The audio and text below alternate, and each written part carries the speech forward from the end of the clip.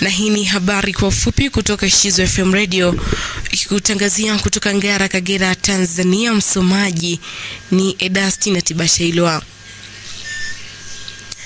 Kampuni ya Compact Energies inayoshiriki katika maonesho makubwa zaidi ya kimataifa ya utalii na sekta ya viwanda Afrika Mashariki ya Arusha, Kiln Fair, yanayofanyika jijini Arusha, imesema kuwa kwa kuzingatia umuhimu unaokuwa wa utalii endelevu, inatumia jukwaa la maonesho ya mwaka huu kuonesha dhamira yake ya kuimarisha mustakabali wa utalii kwa kutumia suluhisho za nishati ya jua zilizo safi, za kuaminika na zenye gharama nafuu.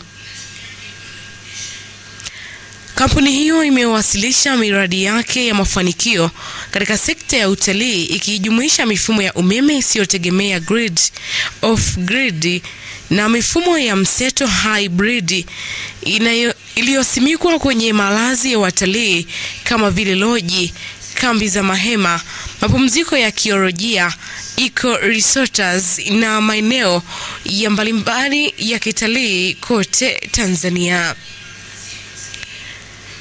Ufungaji huu umechangia kupunguza utegemezi wa nishati ya mafuta, kupunguza utoaji wa hewa ukaa na kuboresha upatikanaji wa nishati, vipengele muhimu katika uendeshaji endelevu wa huduma za malazi. Serikali imesema sheria haitambui ndoa ya aina nyingine yoyote isipokuwa kama ilivyotafsiriwa katika sheria hiyo kuwa inatambua ndoa ya mwanamke na mwanaume na si vinginevyo.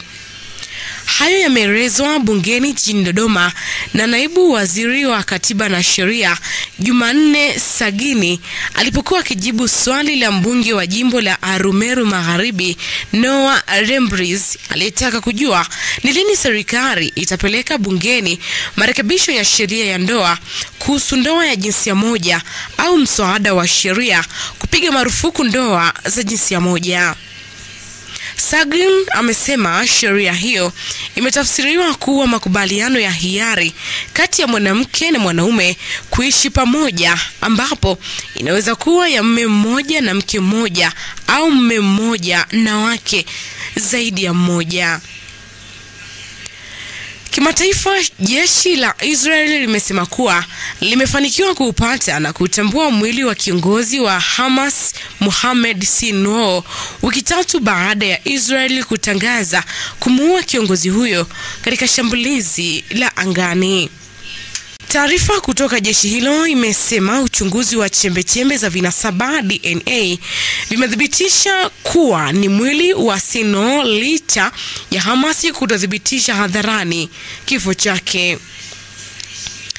Sinwar mwenye umri wa miaka 49 aliuawa katika shambulizi la anga la Mei 13, 2025, shambulizi ambalo liliua watu 28 na kuwajeruhi kadhaa.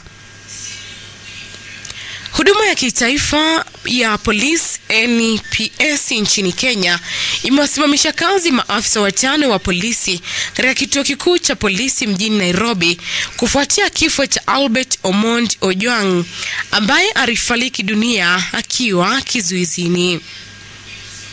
Katika taarifa ya waandishi wa habari iliyotolewa leo Juni 9, NPS ilithibitisha kusimamishwa kwa afisa mkuu wa kituo cha polisi na maafisa wote ambao walikuwa kazini usiku huo. Inspekta mkuu wa polisi Douglas Kanja aliagiza kuchukuliwa kwa hatua hiyo na kuruhusu uchunguzi wa haraka ufanyike kwa ukamilifu. Na huu ndio mwisho wa habari kwa ufupi kutoka Shizo FM Radio. Habari kamili itakujia ifikapo saa 10 kamili jioni. Endelea kutufuatilia katika mitandao yetu ya kijamii: Instagram Shizo Media, Facebook Shizo HQ, X Shizo Media na YouTube Shizo TV News and Sports, bila kusahau tovuti yetu www.shizomedia.co.tz. Jina langu ni Edastina Tibashailwa. Asante na kwaheri.